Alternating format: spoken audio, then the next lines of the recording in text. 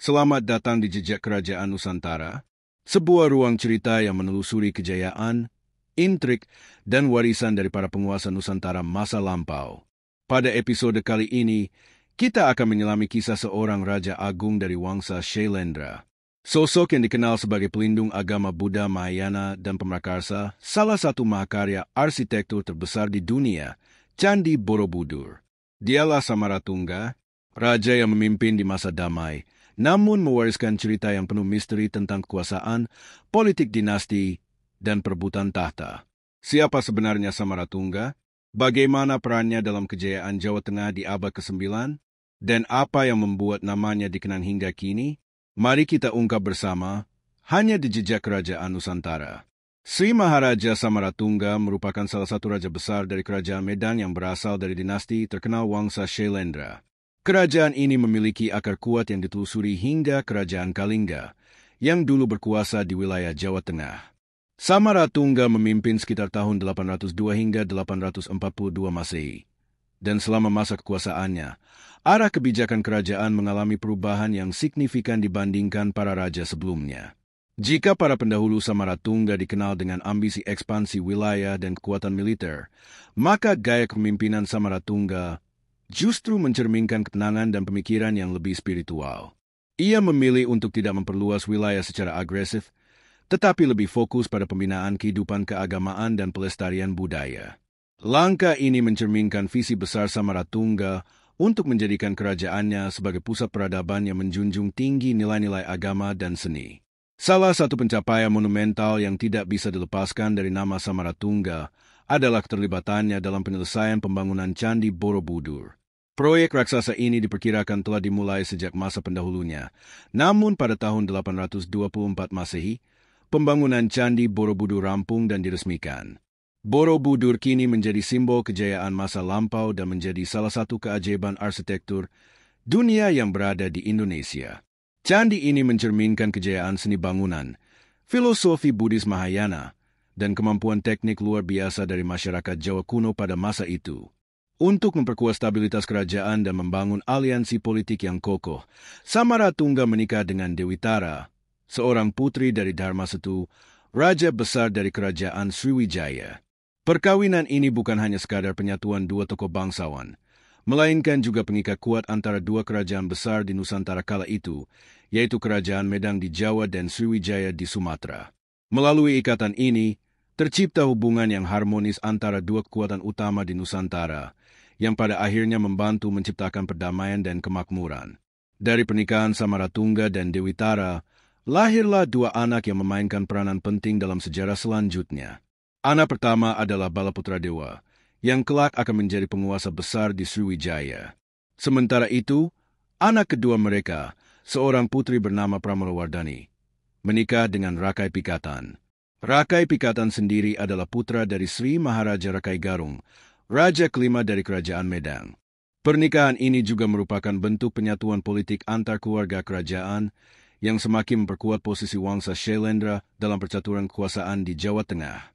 Keberadaan Samaratungga dalam sejarah Nusantara tidak hanya dikenal melalui kisah lisan dan peninggalan bangunan megah seperti Borobudur, tetapi juga melalui berbagai prasasti yang ditemukan oleh para arkeolog.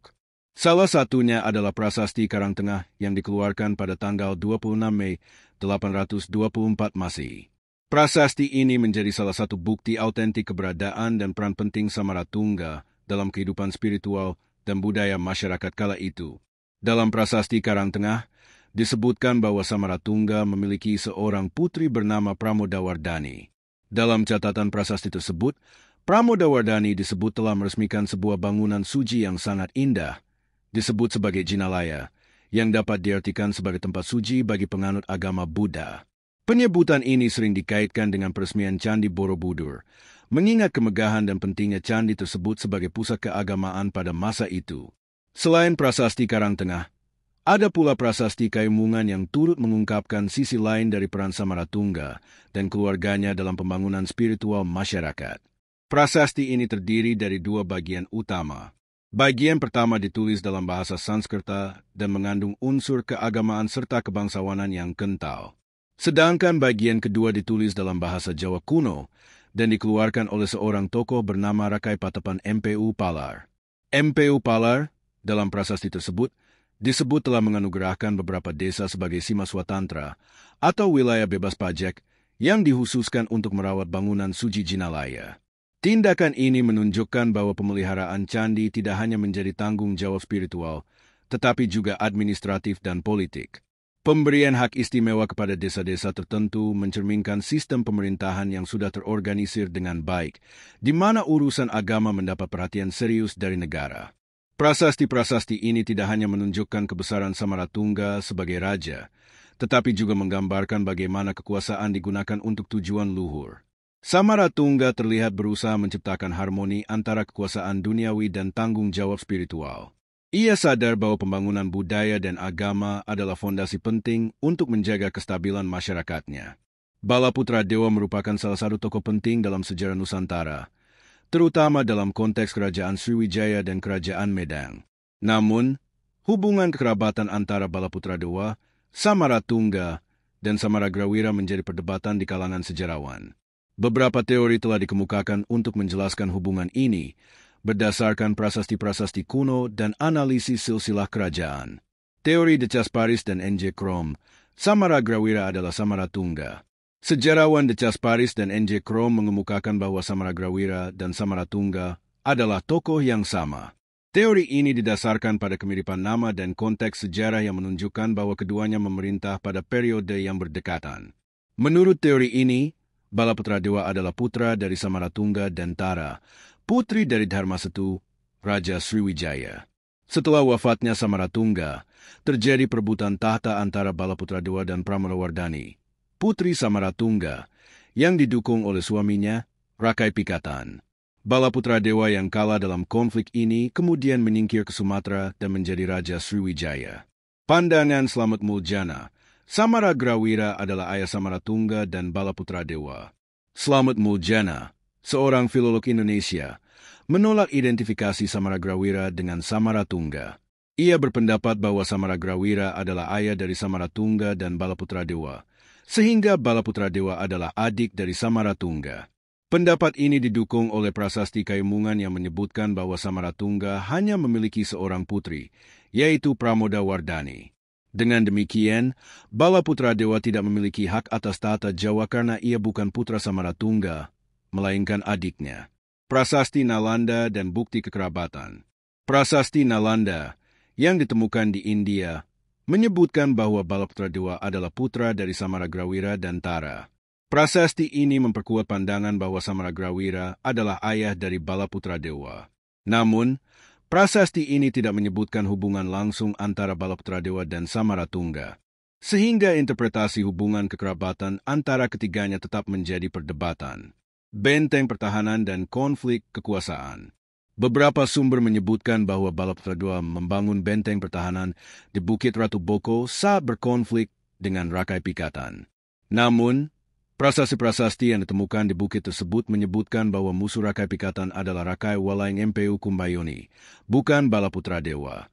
Hal ini menunjukkan bahwa keterlibatan Balaputra Dewa dalam konflik di Ratu Boko masih diperdebatkan dan memerlukan penelitian lebih lanjut. Peristiwa penting dalam masa pemerintahan. Pada tahun 802 Masehi, Pangeran Jayawarman II yang telah dilantik menjadi kepala daerah diangkor melepaskan diri dari Jawa dan mendirikan kerajaan Emer. Peristiwa ini menunjukkan adanya pengaruh Jawa di wilayah Asia Tenggara pada masa itu. Selain itu, pada tahun 824 Masehi, pembangunan Candi Borobudur diresmikan, yang menunjukkan kemajuan budaya dan agama pada masa pemerintahan Samaratungga. Hubungan antara Balaputra Dewa, Samaratungga, dan Samaragrawira merupakan topik yang kompleks dan masih menjadi perdebatan di kalangan sejarawan. Teori-teori yang ada menunjukkan bahwa interpretasi terhadap prasasti dan sumber sejarah lainnya dapat menghasilkan pandangan yang berbeda. Penelitian lebih lanjut dan penemuan baru di bidang arkeologi dan filologi diharapkan dapat memberikan kejelasan lebih lanjut mengenai hubungan kekerabatan dan peran masing-masing tokoh dalam sejarah Nusantara. Demikianlah kisah Sri Maharaja Samaratungga, seorang raja yang tak hanya membangun candi, tapi juga mewariskan nilai tentang kedamaian, keagamaan, dan keindahan budaya yang tak lekang oleh zaman. Meski sejarahnya diselimuti perdebatan dan misteri, jejak Samaratungga tetap abadi dalam batu-batu Borobudur yang menjulang megah. Menjadi saksi bisu kejayaan Wangsa Syailendra di Tanah Jawa. Terima kasih telah menyimak kisah ini di Jejak Kerajaan Nusantara. Jika kamu suka dengan konten sejarah seperti ini, jangan lupa like, subscribe, dan nyalakan lonceng notifikasi agar tidak ketinggalan kisah-kisah menarik lainnya dari warisan Nusantara. Sampai jumpa di episode selanjutnya.